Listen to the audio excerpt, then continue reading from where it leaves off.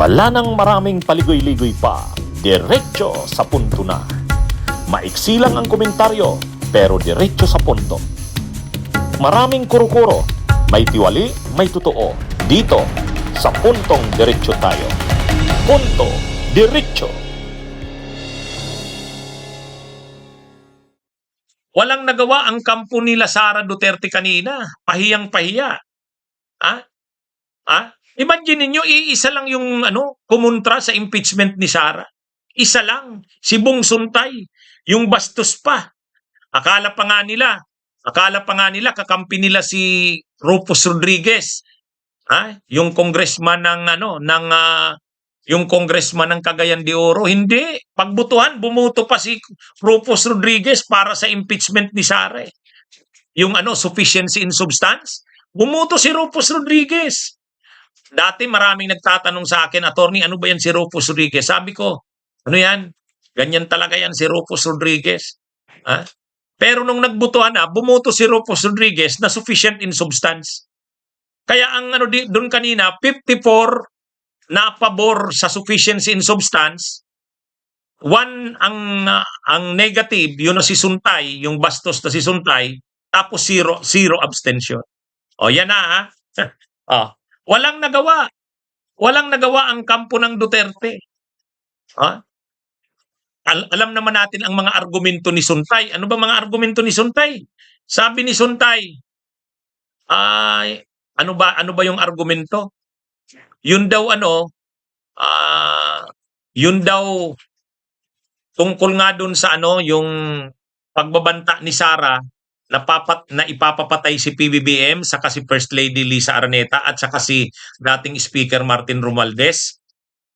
Ang sabi ni Bong Suntay doon, ang depensa niya doon, yung controversial niyang nag-init remark. Ang sabi niya, hindi naman yun ni Sara, hindi naman yun intensyon. Walang mali siya doon. Sabihin na natin na yun yung kanyang desire. Ang gusto niya, kung siya lang, i-chop yung ulo ni PBBM. Ang gusto niya, ipapatay si PBBM. Yung gusto niya, yung desire. Pero hindi naman daw yun. Imagination lang yun. Wala namang mangyayari doon. Tapos hinalimbawa niya na si Ann Cortez. Halimbawa daw siya. Nakita niya si Ann Cortez doon sa Shangri-La. Ang ganda-ganda daw. So nag-init siya. Parang nagnasa siya kay Ann Cortez. Pero may magagawa ba siya? Wala daw. Imagination lang yun. Kaya katulad din daw kay Sara Duterte, yung sabi ni Sara, imagination lang yun. Desire yun, pero wala.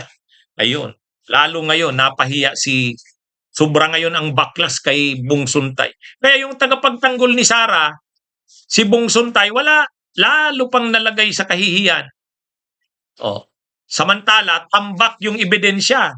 Tambak yung mga Kaya lang, hindi pa present yung mga testigo at ebidensya kasi nga, sufficiency in substance pa lang naman. Tinitingnan pa lang sa face, sa ibabaw niya, pasado ba ito sa sufficiency in substance.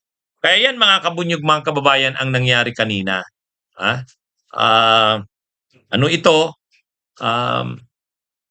Walang nagawa ang mga pro-Duterte. Kaya yung sinasabi na parang malakas na ang Duterte sa House, marami ng mga kongresista ang nagbabaliktaran. Kita naman kanina, wala. Wala. Isa nga lang Dapat sana kahit man lang naka 1/3. Dapat sana naka 1/3 man lang ng boto. Wala. Ngayon, pag nakasinalang yan sa plenary, plenaryo na yan, plenaryo. Ang mga buboto siguro dyan madadagdag, si Pulong, tapos yung anak ni Pulong na si Omar, yung party list ng Duterte, yung PPP, yung Harold Duterte, si Ungab, yung congressman niya ng Davao, baka nga sila Gloria Arroyo, hindi pa yan makakampihan si Sara. Kasi siyempre, command yan ng Speaker ng House. At saka si PBBM kasi nagsalita na Nagsalita na. Unlike nung dati kasi, yung unang impeachment ni Sara na hindi natuloy, si PBBM kasi doon, hindi nagpo-posisyon Pero dito, may posisyon si PBBM dito. Kaya yung mga kongresista, susunod yan. Walang nagawa. bakit talaga ganun yung mangyayari? Kasi malapit na ang eleksyon sa 2028. Talagang hindi napapayagan ng administrasyon na makapurma pa ang Duterte. Ha? Talagang ano na yan. Ano na ito mga kabunyog? Sa tingin ko, ano na ito? Posisyon na talaga ito. Kailangan na nila talagang durugin na si Sara. Dito na nila yan gagawin. Dito na yan sa impeachment. Kaya ano ito mga kabunyog, mga kababayan? Wala yan. Ha? Mahihirapan sila, nakita naman natin na doon kanina eh. Imaginein mo, 54-1, wala man lang kakampi si Sara doon. Except si Bong Suntay, nabastos pa. Pumuporma pa si Marcoleta, si Paulo Marcoleta, salita ng salita si Paulo Marcoleta. Hindi naman pala siya member ng Justice Committee. Hindi naman pala siya makakamotion doon. Para din nung naalala nyo nung nandun ako sa House, sabi ni Rodante Marcoleta, I move to cite him in contempt. Tinasight ako in contempt. Sabi ni Dan Fernandez, yung presiding noon, I'm sorry, Honorable Marcoleta, but you are not a member of this committee.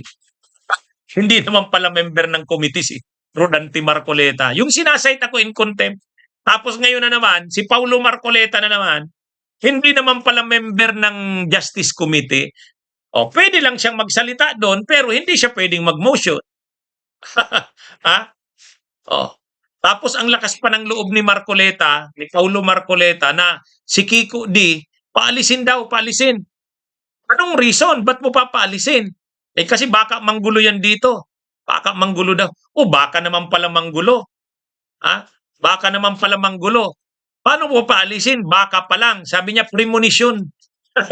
Kaya nga, ang mga naging paboritong words dyan sa impeachment na yan, premonition saka imagination.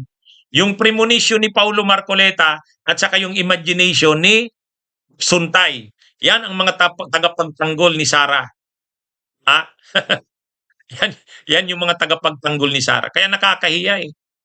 Ha? Nakakahiya. Tapos pilit sana nila, gusto sana nila i-derail, gusto nila i-distract yung proceedings eh. Paano nila i-distract? Gusto nila pag-usapan yung mali-malitang pera na diniliver umano ng 18 na ex-Marines. Wala, sabi ng mga kongresista, paano naman natin pag-uusapan yan? Hindi naman yan tungkol sa impeachment. Ang pinag-uusapan natin dito, impeachment. Bakit nyo ilalabas yung issue na yan ng maleta? Talagang ini-insist ni Paulo Marcoleta, pag-usapan daw yung yung maleta. Ganon din si Suntay. Eh sabi ng mga kongresista, ibang issue yan, wag nyong ipipilit yan dito. Walang yan, irrelevant yung issue ng maleta-maleta na yan. Saka ang sinasabi ng mga ex-Marines, yung 18 na ex-Marines, tumanggap ng pera ang mga kongresista. Oh. Galit yung mga kongresista. Sabi ng mga kongresista, maniniwala ba kayo diyan sa sa sinumpaang salaysay na yan ng mga Marines, ng mga ex-Marines? Oh. Ano yan eh.